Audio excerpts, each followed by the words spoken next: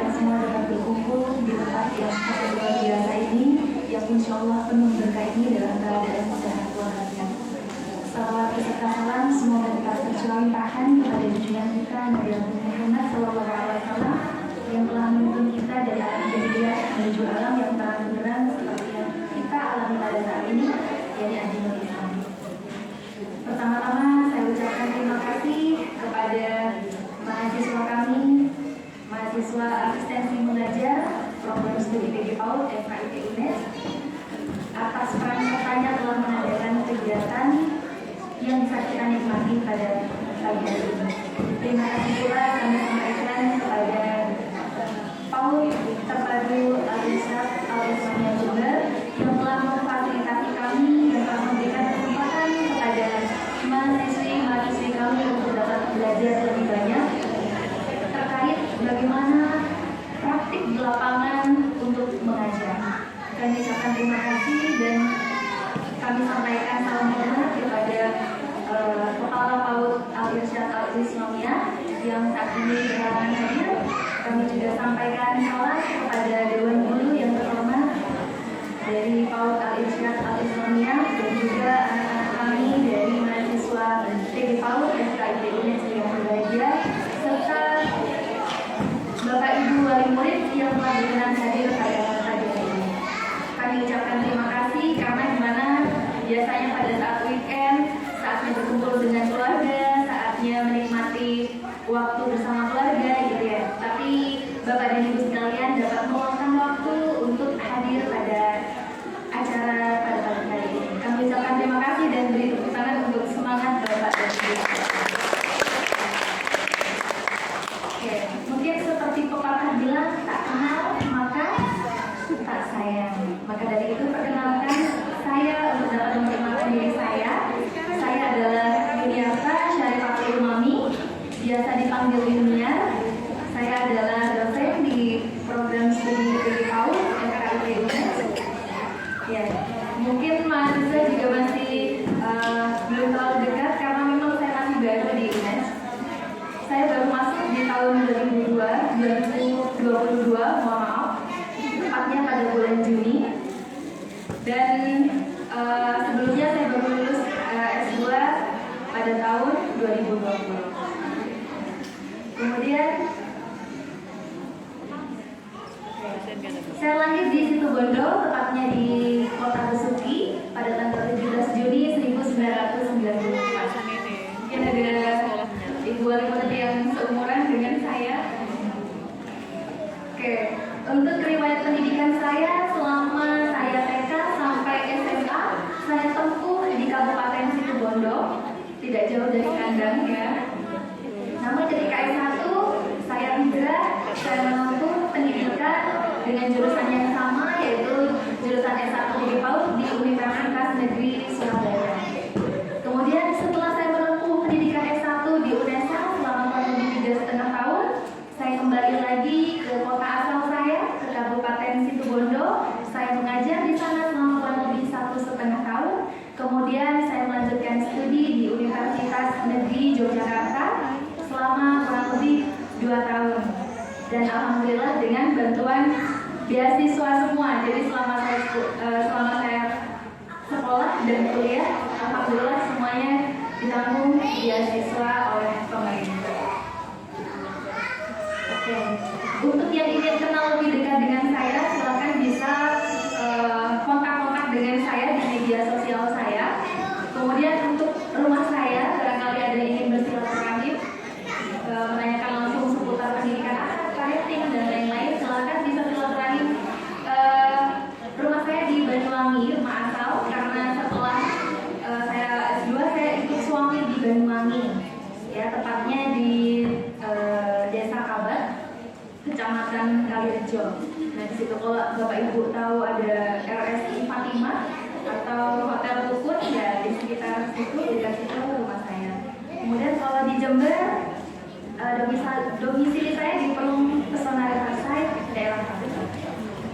Mungkin itu perkenalan singkat dari saya.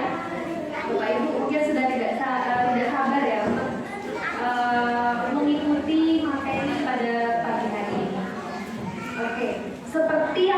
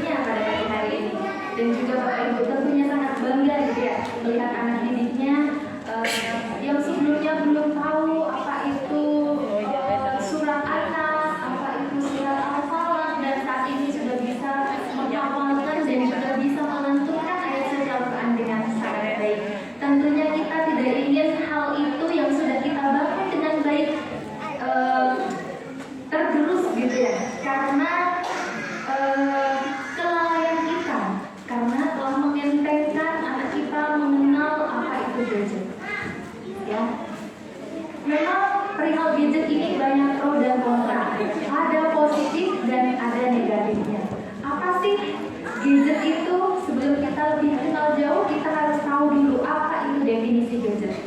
Apa kira-kira definisi gadget, Bapak Ibu?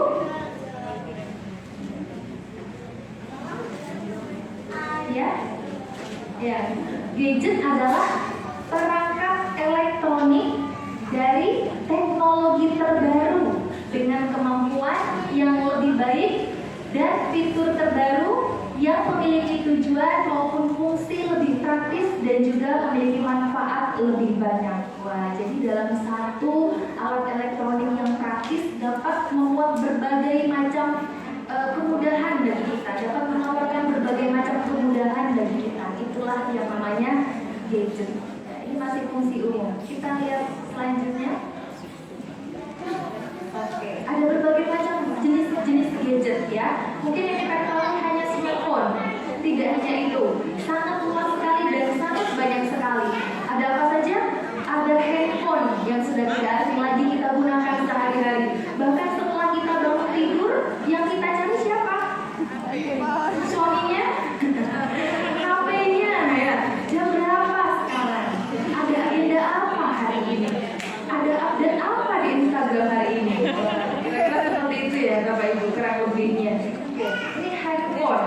Kemudian selanjutnya laptop atau komputer. Wah, ini juga apabila pekerjaan yang tidak bisa jauh dari laptop, pasti sehari-hari bahkan hampir kalau laptop saya juga bisa dibilang jarang di shutdown gitu ya, karena saking banyaknya pekerjaan menggunakan laptop gitu, setiap hari bergelut dengan laptop, jadi jarang di shutdown. Sampai dikit-dikit sih pindah ke sana, pindah ke sini seperti itu. Saking banyaknya pekerjaan, aktivitas menggunakan laptop. Saat ini kita memang secara tidak langsung ketergantungan dengan berbagai macam jenis gadget. Selanjutnya ada apa? Smartwatch. Ya, apa itu smartwatch? Sudah tidak asing lagi ya. Mungkin anak-anak sekarang sudah ada yang menggunakan smartwatch. Jam pintar, ya. Melalui jam pintar itu sudah banyak bisa berkomunikasi langsung, bisa telepon orang tuanya langsung, bisa chat, bisa foto, bisa tahu detak jantung, gitu kan ya, dan lain sebagainya. Begitu canggih sekali ditawarkan kepada kita. Kemudian selanjutnya ada tablet, ya. Nah itu biasanya bisa dibawa kemana-mana. Versi mininya laptop bisa dibawa kemana-mana gitu ya. Kemudian selanjutnya ada kamera digital. Wah, ini sangat berfungsi sekali bagi kita untuk dapat meng-capture momen yang spesial gitu ya. Bisa kita bawa kemana-mana untuk dapat mentadaburi alam gitu ya, dan lain sebagainya. Kemudian ada headset atau headphone. Ternyata headset atau headphone itu juga merupakan salah satu bentuk produk dari gadget, sangat luas sekali. Dan yang terakhir, ternyata ada banyak sekali ya yang tidak bisa kami tampilkan satu persatu. Ada iPad, kemudian ada drone yang canggih dan lain sebagainya. Itu merupakan berbagai macam gadget. Oke, ada yang kenal Bapak Ibu dengan tokoh di layar ini? Ada yang tahu? Siapa kira-kira? Ada yang tahu? Kakek kakek. Iya, kakek kakek. Iya. Namanya kakek siapa ya kira-kira? Ada yang tahu? Wah, beliau adalah orang kaya raya, ya. Orang kaya di dunia. Pendiri apa kira-kira? Ada yang tahu Pak Ibu? iPhone. Wah, ya ada yang tahu, betul. Beliau adalah Steve Jobs, yaitu pendiri perusahaan Apple. Ya, kalau ada logonya buah apel terus apa ya katanya apa? Buah apel seperti kegigit gitu ya. Nah, beliaulah pendirinya, Bapak Ibu ya. Beliau adalah Steve Jobs, pendiri perusahaan Apple. Tahu Bapak Ibu, seorang pendiri perusahaan Apple saja yang mendirikan laptop, mendirikan smartphone, mendirikan iPad dan lain sebagainya, ternyata memberikan balasan kepada anaknya. Apa itu? Beliau membatasi penggunaan perangkat teknologi yang digunakan oleh anak-anaknya. Ya,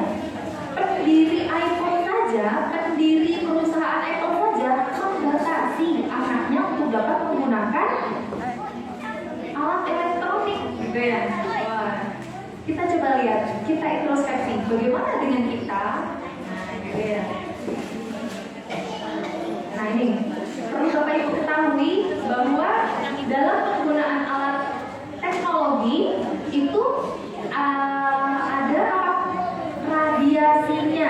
Ini adalah tingkat radiasi alat teknologi berupa handphone, ya, bisa kita lihat.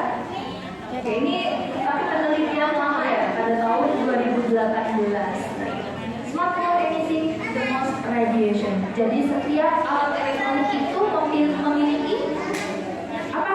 Pengaruh radiasi yang begitu luar biasa bagi kesehatan tubuh kita.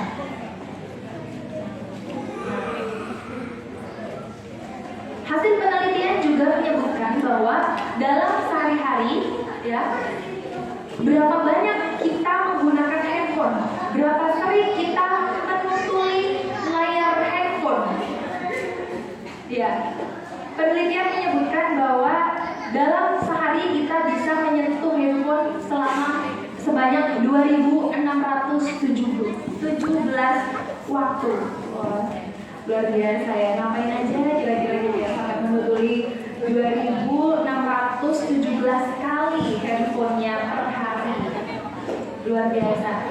Betapa ketergantungannya kita terhadap teknologi, khususnya smartphone. Memang sengaja seperti itu, Bapak Ibu. Ya, HP dan segala apapun yang ada di internet itu didesain supaya bisa membuat kita kecanduan, ya, supaya membuat kita itu senang, tidak bosan berlama-lama menonton apa? Layar smartphone, layar gadget dan sebagainya. Memang sengaja dibuat seperti itu. Oke.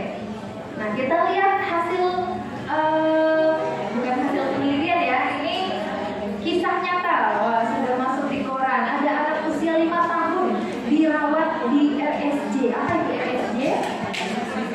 Rumah sakit jiwa. Karena apa? Karena kecanduan gawai. Wah, ternyata bisa separah itu ya, kecanduan gawai bisa membuat anak apa? Masuk, iya, apa mas? Sakit jiwa. Wah, luar biasa sekali, luar biasa dampaknya. Nah, selanjutnya kecanduan game online di smartphone. Wah, ternyata dapat merugikan. Sampai apa ini? Awalnya hanya mengisi waktu luang, habiskan 1,5 juta per bulan.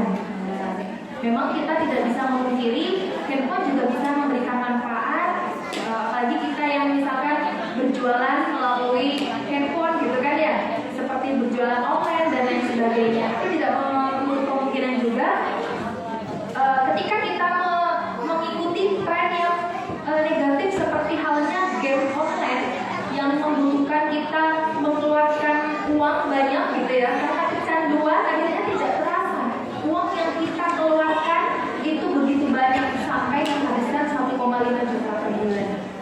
Oke, selanjutnya, nah ini hampir sama, kecanduan game, 8 pasien dirawat di rumah sakit jiwa.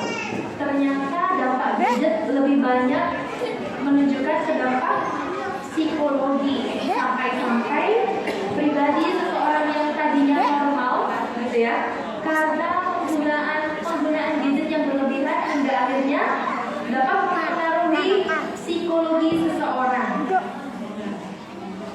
Oke, kita lihat.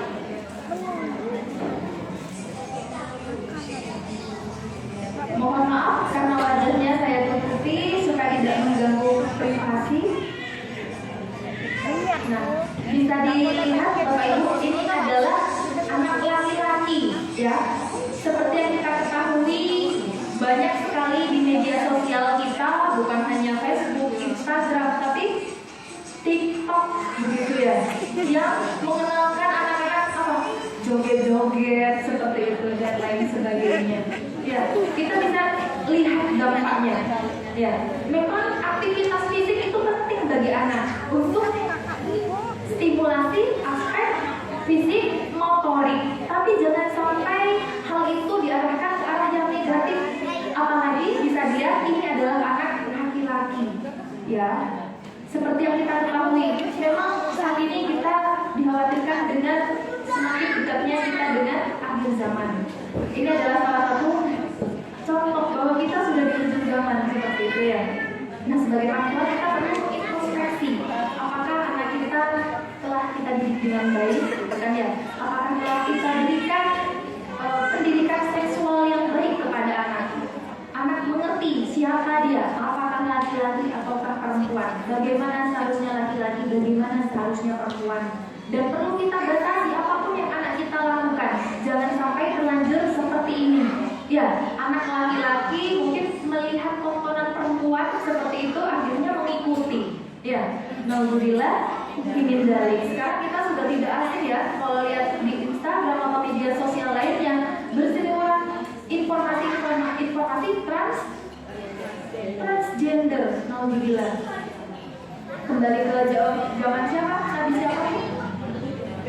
Iya, alhamdulillah ya. Semoga kita dapat terselamatkan dan juga anak-anak kita dapat terselamatkan. Oke, selanjutnya.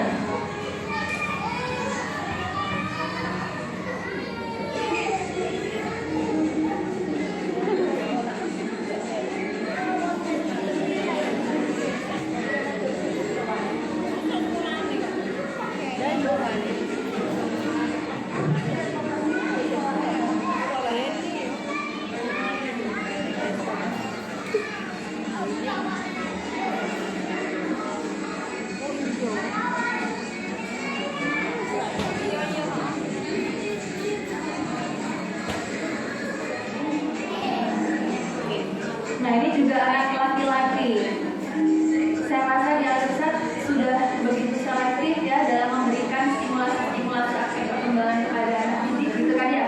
Mana yang seharusnya ditonton, mana yang seharusnya tidak, mana yang seharusnya distimulasikan kepada anak, mana yang seharusnya tidak distimulasikan kepada anak. Bisa dilihat ini adalah tren apa? Korea. Oh, mungkin untuk ibu-ibu yang masih muda gitu kan ya. Biasanya masih suka drakor gitu ya, untuk menghibur diri gitu ya. Tidak apa-apa kalau misalnya kita untuk konsumsi pribadi gitu, tapi jangan sampai kita mengajarkan anak kita mengikuti tren itu gitu ya. Fans terlalu fanatik dengan K-pop gitu ya. Akhirnya anaknya juga ikutan gitu ya. Bisa anak dapat dari mana seperti ini kalau tidak dari lingkungan terdekat, tidak dari lingkungan keluarga ya. Sampai tahu dengan nilai dari awal sampai akhir gimana setiap detail gerakan-gerakan apa dari band K-pop gitu ya. Nah, seperti itu. Jadi kita harus bisa membatasi diri kita dan juga anak kita supaya tidak sampai kebablasan. Oke? Ini juga ada berita. Ya, kita ke informasi lain pemirsa. Nampaknya orang tua yang memiliki anak kecil harus waspada terhadap penggunaan gadget pada mereka. Pasalnya di Bondowoso Jawa Timur dua anak mengalami gangguan jiwa karena bermain gadget. Satu ya. Ini tetangga yaitu Bondowoso ya. Gemar game online, anak alami gangguan jiwa tidak jauh dari lingkungan kita, tepatnya di Bondowoso, tetangga kita sendiri. Penggunaan gadget berlebihan tidak lebih menyebabkan laki-laki terdapat kesehatan dan perkembangan jiwa.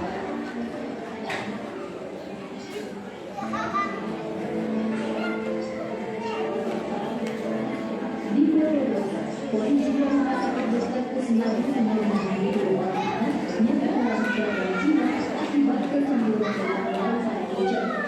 Dua anak ini yang masih di bangku SMP dan seorang lagi masih tingkat SMA, mereka tidak mau bersosialisasi dan hobi melakukan diri aksi bersama gadgetnya. Tidak mau bersosialisasi dan aktif bersama gadget. Polisi ini masuk dalam kategori ODMK atau orang dalam masalah kejiwaan. Dewi mengatakan dirinya telah melakukan psikoterapi psikologis dengan cara wawancara dan pengalaman tersebut serta memberikan obat yang melakukan terapi. Beberapa bulan perawatan, akhirnya seorang anak sudah sembuh dan seorang lagi sudah dalam masa pemulihan.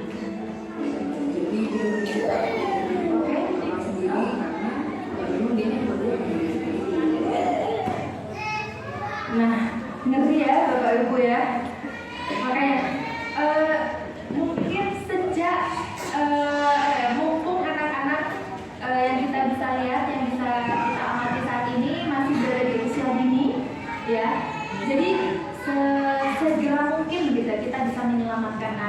ya. Jangan sampai kita kebablasan gitu ya, memberikan kelonggaran anak untuk dapat menggunakan gawai tanpa batas waktu seperti itu. Akhirnya dapat mengalami hal-hal yang tidak kita inginkan seperti apa yang sudah kita tayangkan. Nah, gimana sih HP dan internet itu bisa adiktif? Adiktif itu apa? Adiktif? Candu, kecanduan. Bukan hanya apa? Bukan hanya narkoba, ya. Bukan hanya narkoba, bukan hanya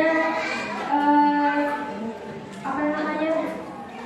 Sabu dan lain sebagainya, tetapi gadget juga dapat menimbulkan adiktif, yaitu kecanduan. Begitu luar biasanya gadget dapat mempengaruhi otak kita, khususnya anak-anak, untuk dapat menyalurkan gelombang-gelombang apa? Gelombang-gelombang menyalurkan gelombang apa? Radiasi, ya, menimbulkan radiasi sehingga dapat mengganggu kesehatan fisik, psikis, dan juga dapat mempengaruhi akademik anak. Oke, nih menurut Susan Weinstein, hormon dopamin adalah alasan dibalik semua ini. Apa itu hormon dopamin? Hormon kesenangan, ya. Hormon kesenangan itu sudah ada di dalam diri setiap manusia. Apabila anak sudah terbiasa menggunakan gadget dan hormon dopamin itu tumbuh setelah anak dapat menggunakan gadget secara terus-menerus, maka anak sudah tidak akan mau dengan kegiatan yang lain. Karena hormon dopamin anak hanya akan muncul ketika dia menggunakan gadget. Makanya ketika orang tua memberikan mainan yang terbagus, mainan yang tercanggih, yang termahal gitu ya, tidak akan dihiraukan karena hormon dopaminnya sudah digunakan untuk anak dalam menggunakan gadget seperti itu. Mungkin Bapak Ibu tidak asing ya melihat tetangga gitu ya, ketika sudah masih kecil gitu ya, terbiasa diberikan handphone oleh orang tuanya, kemudian tidak mau ketika diambil sama orang tuanya gitu ya, malah apa? Tantrum, marah-marah, entah itu verbal dengan kata-kata ataupun dengan fisik. Ya, gimana biasanya? Gulung-gulung, teriak-teriak gitu ya, dan lain sebagainya. Itu adalah tanda-tanda anak tantrum. Karena apa? Karena benda yang menimbulkan hormon kebahagiaan itu atau hormon dopamin diambil oleh orang tuanya. Nah, seperti itu. Ya, dopamin adalah hormon yang mengatur sensasi rasa senang di tubuh kita. Kalau anak sudah dikenalkan dengan gadget dan anak mendapatkan hormon dopamin dari penggunaan gadget di sana, maka itu akan susah untuk kita hindari. Nah ini ya, seperti yang sudah kita bahas sebelumnya, dampak negatif penggunaan gadget bagi anak. Di sini saya klasifikasikan menjadi 3. Yang pertama ada dampak psikologis, yang kedua ada dampak fisik, dan yang ketiga ada dampak akademik. Oke. Apa saja kira-kira dampak psikologisnya? Nah ini ya, dampak psikologisnya yang pertama adalah gangguan mental dan menjadi egois. Ya. Memang pada masa anak usia dini itu adalah masa egosentris. Maksudnya di masa egosentris itu apa? Masa keakuan itu begitu tinggi. Benda kadang meskipun bukan punyanya, ini punya saya, gitu kan ya? Nah di situ itu adalah masa egosentris. Gitu. Kemudian apa biasanya lagi? Ya biasanya mengakui punya temannya, gitu ya. Itu adalah masa egosentris. Terus ketika miliknya dipegang oleh orang lain itu sangat membatasi. Itu punya saya, berarti punya saya hanya untuk saya yang menggunakan. Itu masa egosentris anak. Kemudian 2, dapat memicu perilaku agresif. Agresif itu apa? Sensitif, mudah marah, mudah terpancing, mudah tersulut emosinya. Itu ya, agresif. Akan berpengaruh kepada kecerdasan sosial emosional anak. Selanjutnya, mudah lupa. Karena pancaran radiasi itu tadi di otak, akhirnya sinap-sinap di otak tidak dapat berfungsi dengan baik karena tercemar radiasi dari penggunaan handphone.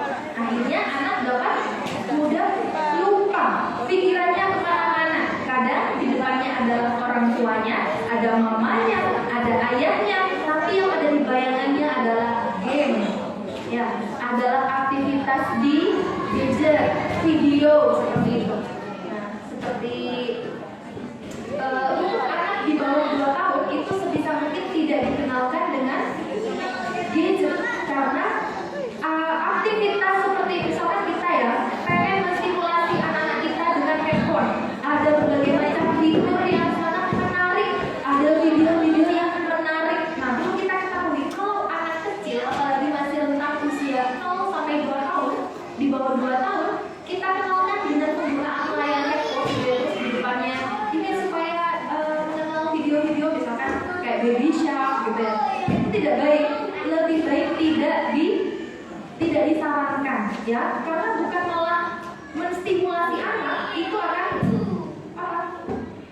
dapat mengurangi kemampuan melihatnya, kemudian dapat mempengaruhi perkembangan otaknya karena radiasi itu tadi ya. Lebih baik orang tua yang menstimulasi secara langsung. Jika ingin mengenalkan lagu, silakan orang tua yang bisa memberikan nyanyian kepada anak. Justru itu akan meningkatkan engagement atau kedekatan antara orang tua dan juga anak. Dan juga untuk anak di usia di bawah 2 tahun itu sangat tidak disarankan untuk dapat melihat video dengan kecepatan perubahan gambar yang sangat cepat. Paham ya Bu ya maksudnya? Kayak aktivitas menari gitu ya, kayak ya di baby shark misalkan kan perubahan gambarnya tuh begitu cepat. Dan perubahan gambarnya itu menggunakan sinar. Nah, itu yang sangat berbahaya bagi anak. Selanjutnya, membuat malas untuk berimajinasi ya. Jadi karena sudah radiasi, tidak mampu berpikir, akhirnya ketika nanti guru memberikan stimulasi kognitif, memberikan timbal balik, anak malas untuk berpikir. Coba ibu guru mau bertanya binatang apa yang bertelur gitu kan ya. Nah, anak yang lain mungkin punya pengalaman, oh di rumah ada ayam yang bertelur, ada burung dan lain sebagainya menyebutkan. Tapi anak yang biasa terpengaruh oleh dampak negatif gadget itu akan susah untuk berpikir, berimajinasi. Kira-kira binatang apa ya yang bertelur? Kemudian kesulitan berinteraksi terhadap lingkungan. Wah, ini ya kata itu tadi seperti yang kita lihat di ada yang sampai sakit jiwa seperti itu karena kurang berinteraksi. Dia hanya berimajinasi dengan dirinya sendiri, beraktivitas dengan dirinya sendiri, cenderung menjadi orang yang mengurung diri, kurang beraktivitas secara aktif seperti itu ya. Jadi mengikuti kegiatan-kegiatan misalkan selama berjam-jam gitu ya di depan handphone gitu. Akhirnya saking keaktifan sampai lupa bahwa aktivitas di luar bersama teman-teman itu jauh lebih menyenangkan. Padahal dengan beraktivitas bersama teman-teman kita dapat mengetahui bagaimana caranya kita bersabar, bagaimana caranya kita berbagi, bagaimana caranya kita mempunyai sahabat, menyambung kelekatan antar teman dan lain sebagainya. Bagaimana cara kita diskusi gitu ya. Biasanya kan kalau sama anak-anak kita mau main apa? Itu kan salah satu contoh diskusi kecil di antara anak. Ya. Nah, tanpa adanya interaksi aktif seperti itu, anak akan menjadi anti sosial. Ya. Sangat tidak suka ketika berinteraksi dengan lingkungan sekitar ataupun teman sebaya. Nah, ini dampak fisik ya, dampak negatif yang berupa fisik, menghambat perkembangan fisiknya. Kenapa bisa menghambat perkembangan fisik? Karena sudah kita lihat luar biasa ya, anak-anak yang berlari gitu kan ya, lompat-lompat gitu ya.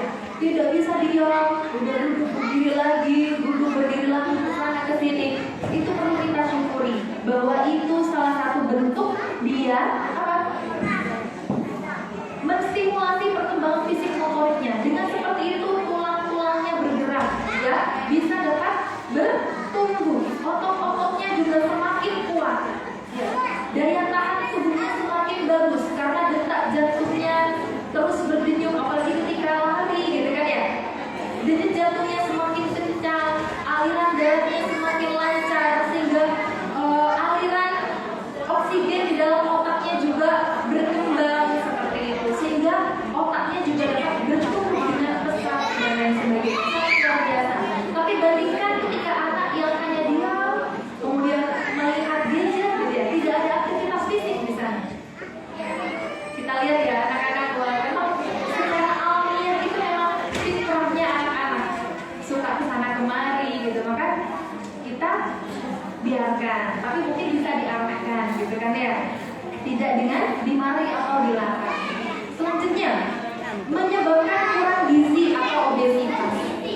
Nah, pertanyaannya, kenapa sih, apa hubungannya gitu mungkin ya, penggunaan gadget dengan menyebabkan kurang gizi dan obesitas? Ada hubungannya Bapak Ibu, ya. Kenapa? Karena aktivitas yang mungkin terlalu sering dilakukan bersama gadget membuat anak lupa kapan waktunya makan, kapan saatnya lapar. Itu sampai tidak terasa biasanya. Saatnya lapar itu tidak terasa, waktunya makan tidak terasa. Akhirnya anak asupannya kurang, asupannya kurang, sehingga anak dapat menyebabkan kurang gizi atau sebaliknya obesitas. Karena apa? Karena kurangnya aktivitas. Habis makan tidur-tiduran, duduk main gadget. Akhirnya karbohidrat yang masuk ke dalam tubuh tidak dibakar, tidak diolah menjadi energi, akhirnya menjadi gula yang mengendap di dalam tubuh, gitu ya, sehingga menyebabkan obesitas. Bahkan bisa dilihat ya, akhir-akhir ini banyak sekali anak kecil yang sudah mengidap diabetes, ya. Selain karena penyebab keturunan, bisa jadi karena kurangnya aktivitas atau pola makan yang salah. Kemudian, apalagi penyebabnya? Sakit mata.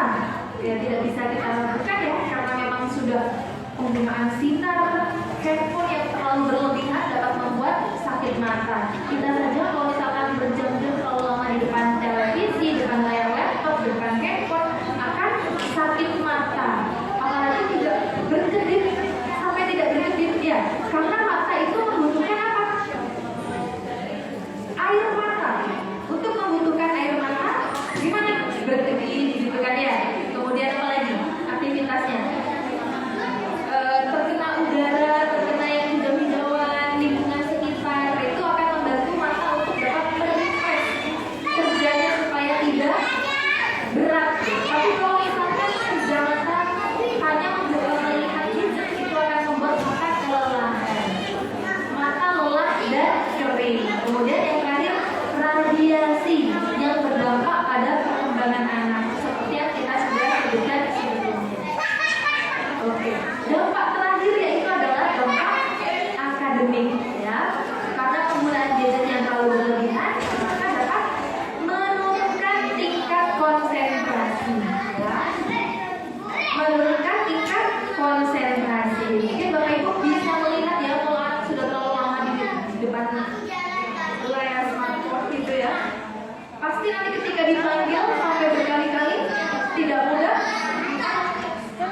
connect ya, tidak mudah menyapa seperti itu, tidak mudah menyaut ya, karena kurang konsentrasi. Begitu juga ketika di sekolah, ketika pelajaran kadang tidak mudah connect gitu ya.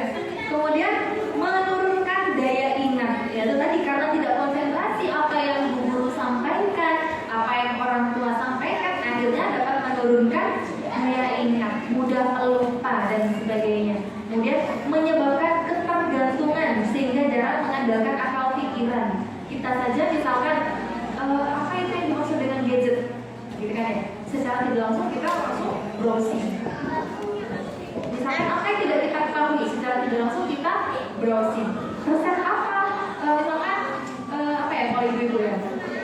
bagaimana cara membuat ayam rica-rica gitu ya. Kalau dulu telepon orang tua ya, atau tanya ke tetangga gimana resep rica-rica. Kalau sekarang katanya sangat mudah gitu ya, dengan smartphone sekali klik gitu kita ketik cara membuat atau resep membuat rica-rica gitu loh.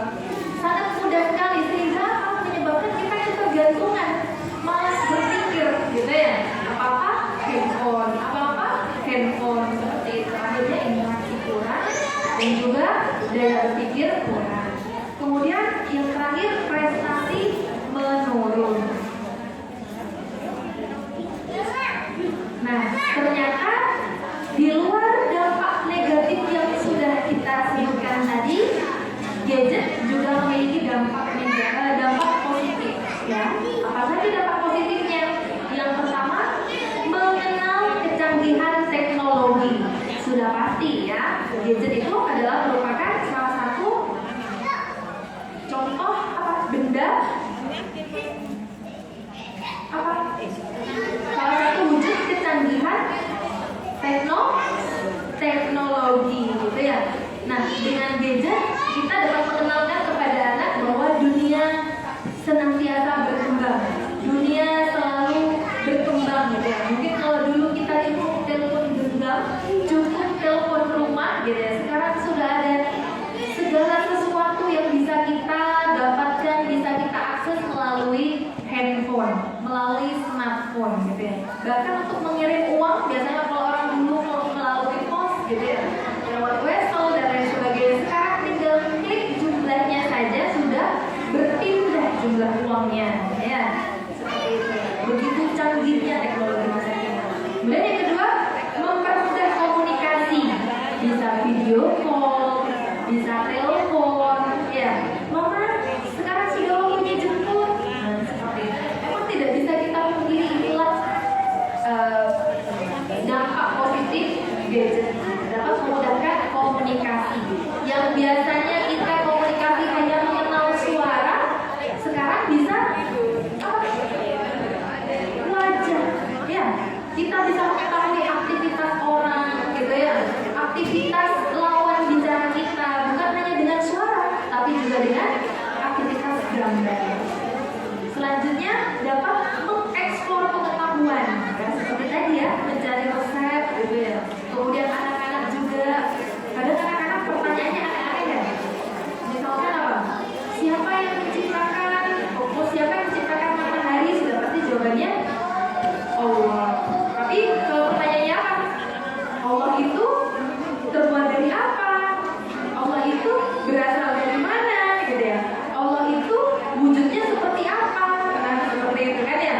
Kalau misalkan hal-hal yang ringan bisa dicari di handphone. Nah, itu untuk dapat mengeksplor pengetahuan. Nanti untuk hal yang seperti itu fungsinya adalah orang tua, guru, lingkungan sekitar kita yang bisa memberikan edukasi terbaik untuk anak sehingga dapat mudah dipahami oleh anak. Selanjutnya, kenali tanda anak kecanduan gadget. Wah, tadi kita sudah sebutkan apa saja dampak negatif, apa saja dampak positif. Sekarang gimana sih caranya kita untuk dapat mengobservasi apabila anak kita itu kecanduan? Apakah anak kita itu kecanduan atau tidak? Kita bisa lihat dan kita bisa amati dari yang pertama, fungsi hidup dasar seperti makan, minum, tidur, perawatan diri dan olahraga atau aktivitas fisiknya tergantikan dengan penggunaan gadget yang berlebihan. Apakah anak kita tidak rewel ketika sudah waktunya makan, ketika sudah waktunya tidur, ketika sudah waktunya mandi, seperti itu ya. Ajarkan anak untuk disiplin. Ketika anak tidak disiplin, nah kita perlu introspeksi. Apa yang mengganggu? Ataukah karena aktivitasnya bersama gadget? Kemudian selanjutnya, kemampuan fokus, konsentrasi, dan memori menjadi menurun. Ya. Suatu pekerjaan yang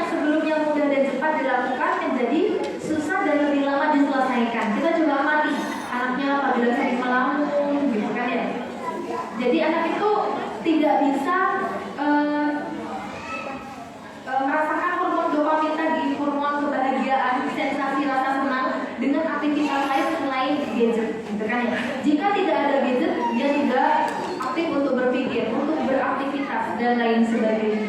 Itu ya, sehingga dapat mengurangi kemampuan fokusnya. Selanjutnya, terdapat efek negatif pada pola relasi dengan teman dan keluarganya. Kita coba lihat anak kita. Nah, ini ya, apakah masih berinteraksi dengan baik dengan teman-temannya, gitu kan ya? Apakah anak kita kesulitan untuk dapat mengenal teman baru, mengenal lingkungan baru, seperti itu? Apabila kita ajak anak kita bersilaturahmi ke rumah saudara, gitu kan ya? Apakah anak kita mudah bergaul? Apakah tidak? Itu yang perlu kita introspeksi. Kemudian yang terakhir, marah secara verbal dan fisik ketika diminta untuk mengurangi atau berhenti penggunaan gadget. Wah, ini terkait perkembangan sosial emosionalnya, bagaimana anak dapat menahan dirinya, gitu kan ya, dari tantrum, dari marah yang berlebih, seperti itu. Nah, sekarang tips dan trik bagaimana sih cara mengatasi anak yang kecanduan gadget?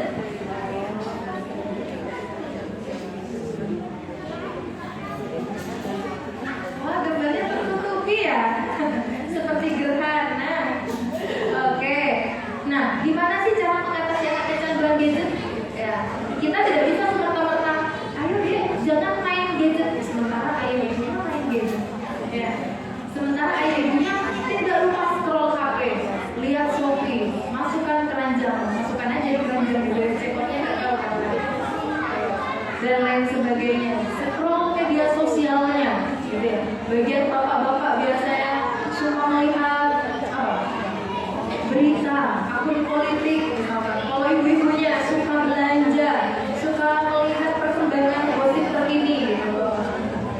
Oke.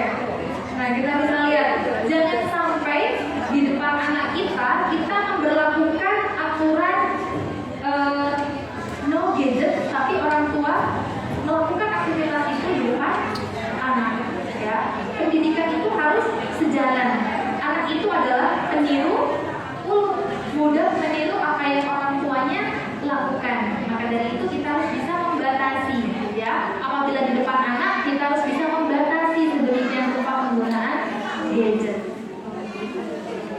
Oke, kemudian apa ya?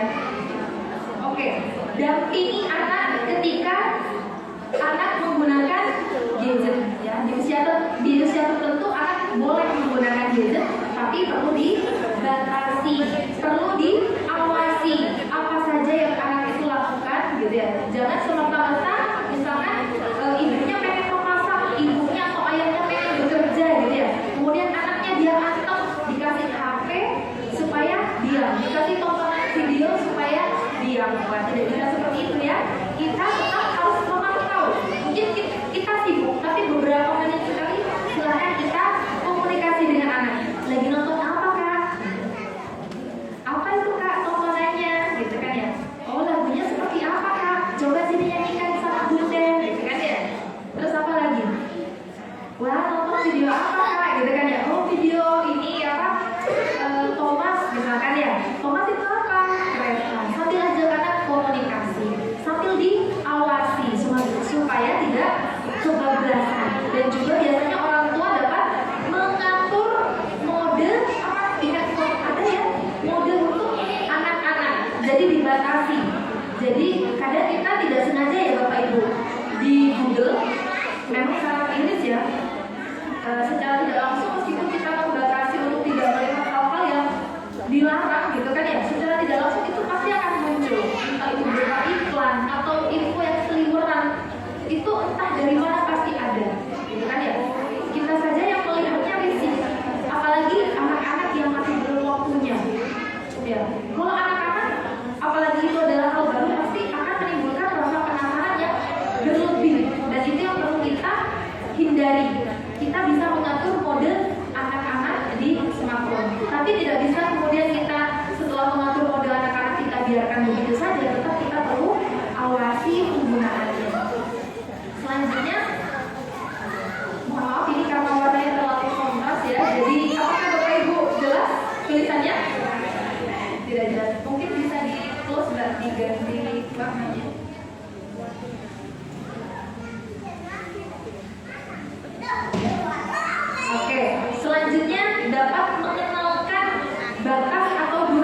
waktu, ya. Jadi di usia tertentu itu ada durasi waktunya. Jadi untuk anak usia 2 sampai 0 tahun lebih disarankan untuk tidak menggunakan, gitu kan ya. Untuk usia berapa itu. Ini selanjutnya tadi memberikan batasan waktu. Kemudian menjalin komunikasi seperti yang sudah tadi saya sampaikan. Ketika aktivitas anak bermain gadget itu misalkan adalah kewajiban sekolah, misalkan cari informasi di internet, gitu ya. Mungkin kita memberikan anak kesempatan untuk dapat menggunakan gadget, tapi kita juga tetap mengawasi dan menjalin komunikasi supaya anak tidak berinteraksi hanya dengan gadgetnya saja. Kemudian membuat kesepakatan sebelum penggunaan gadget. Jadi orang tua silakan bisa memberikan kesepakatan sebelum menggunakan gadget. Oke kakak, kakak boleh bermain smartphone, tapi batas waktunya adalah 15 menit ya. Nah kalau untuk anak TK gimana caranya mengenalkan 15 menit? Silakan tunjuk jam. Oke, itu jarum panjangnya ada di angka 12. Berarti kakak sepakat ya sama bunda, kita selesai menggunakan gadget ketika jarum panjangnya ada di angka 3. Seperti itu cara mengenalkan batas waktu kepada anak. Dan harus mengenalkan konsekuensinya. Apabila kakak tidak mematuhi aturan yang sudah kita sepakati, maka gitu ya. Jangan berikan hukuman fisik, tapi berikan hukuman apa? Hukuman yaitu yang tepat membatasi kesenangan anak. Contohnya anak senang apa? Senang ketika mendapatkan aktivitas apa? Nah itu yang kita batasi. Gitu ya. Hindari menggunakan kekerasan fisik ataupun verbal ketika anak melanggar kesepakatan yang sudah kita buat. Dan selanjutnya mengajak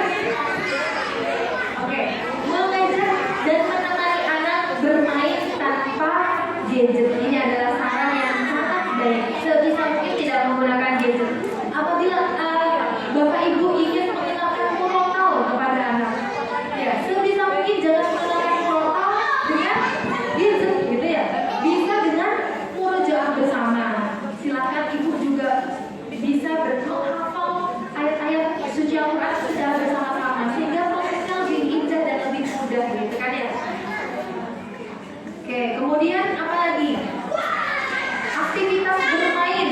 Nah, silakan bisa melibatkan anak di setiap aktivitas yang ada di rumah. Practical life, gimana caranya menyapu lantai, gitu kan ya. Meskipun tidak bersih, tidak apa-apa. Yang penting kita ajarkan kepada anak tanggung jawab dan bagaimana cara merawat atau kebersihan rumah. Dengan seperti itu, ketika kita memberikan kesibukan kepada anak, maka anak tidak akan mencari-cari kesibukan dengan gadget.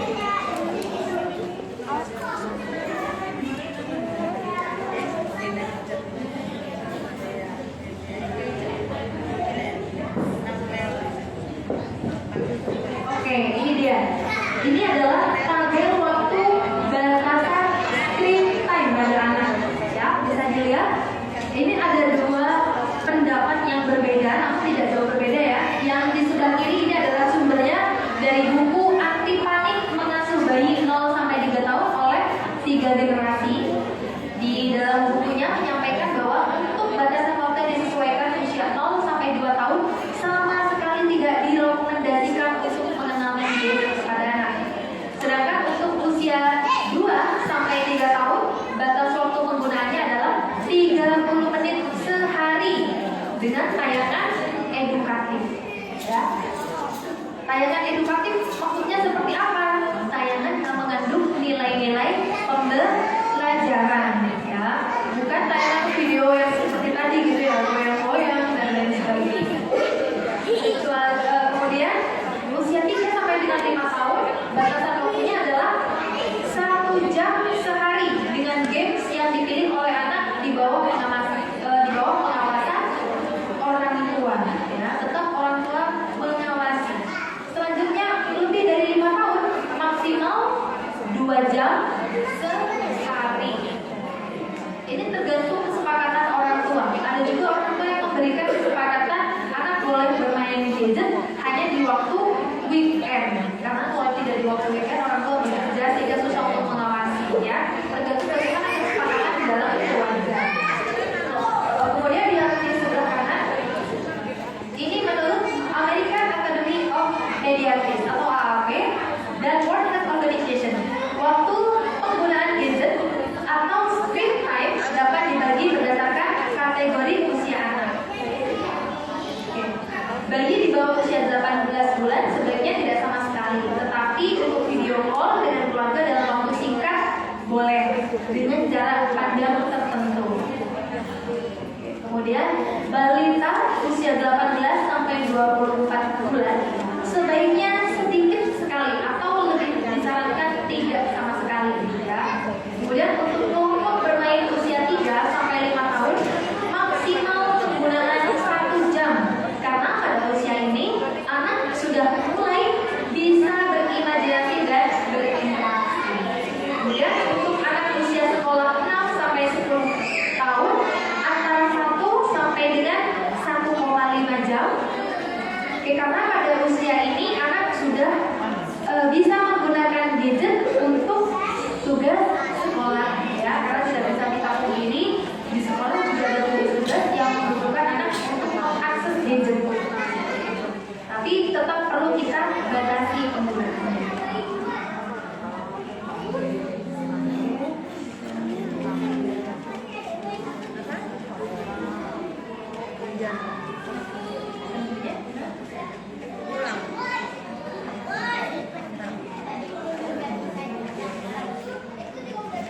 Oke, nah tadi kita sudah belajar dampak negatif, dampak positif, gitu kan ya. Kemudian bagaimana cara mengenali anak yang kecanduan gadget dan lain sebagainya. Nah sekarang kita pengen tahu nih alternatif apa sih, alternatif bermain apa sih? Menyediakan buku, media permainan, media pembelajaran dan lain sebagainya ya. Apabila anak difasilitasi, maka secara tidak langsung anak akan menikmati aktivitas itu. Misalkan rak buku, menyediakan rak buku Montessori di rumah gitu ya, aparatus Montessori, atau jika ibu memiliki rezeki lebih gitu ya, bisa menyediakan ruangan khusus bermain bagi anak ya. Di sana anak bisa bermain, kemudian meningkatkan disiplinnya. Jika habis bermain bisa meletakkan kembali alat permainannya dan lain sebagainya. Kemudian menyediakan berbagai macam media permainan gitu ya, sehingga anak tidak teralihkan untuk menggunakan gadget ya. Sehingga dengan aktivitas misalkan musibuk atau puzzle atau puzzle atau bonding gitu kan ya, atau balon atau dan lain sebagainya. Banyak sekali macam-macam permainan yang bisa meningkatkan stimulasi perkembangan anak. Nah itu bisa Bapak Ibu fasilitasi di rumah. Wah, lagi main kuda-kudaan ya? Oke, main kuda-kudanya bisa di belakang dulu ya. Hati-hati. Oke, silakan bisa main di belakang dulu ya. Oke, lanjut. Libatkan anak dalam setiap aktivitas atau practical life gitu ya. Nah ini ya Bapak Ibu, jangan sampai ketika besar Bapak Ibu sangat susah untuk meminta bantuan anak ya. Mungkin Bapak Ibu ada yang sudah mengalami, anak saya susah kalau disuruh-suruh gitu kan ya. Perempuan susah banget disuruh ke dapur gitu kan ya. Perempuan tidak tahu apa itu ketumbar, apa itu gitu kan ya. Nah kita introspeksi dulu nih diri kita. Apakah ketika kecil, ketika anak main di dapur kita membatasi, ataukah kita melarang gitu kan ya. Ataukah tidak melibatkan anak di dalam aktivitas keseharian di rumah. Biasanya anak tuh malah senang loh bantu orang tuanya. Sini mah aku bantu gitu kan ya. Kita mau potong-potong sesuatu ya.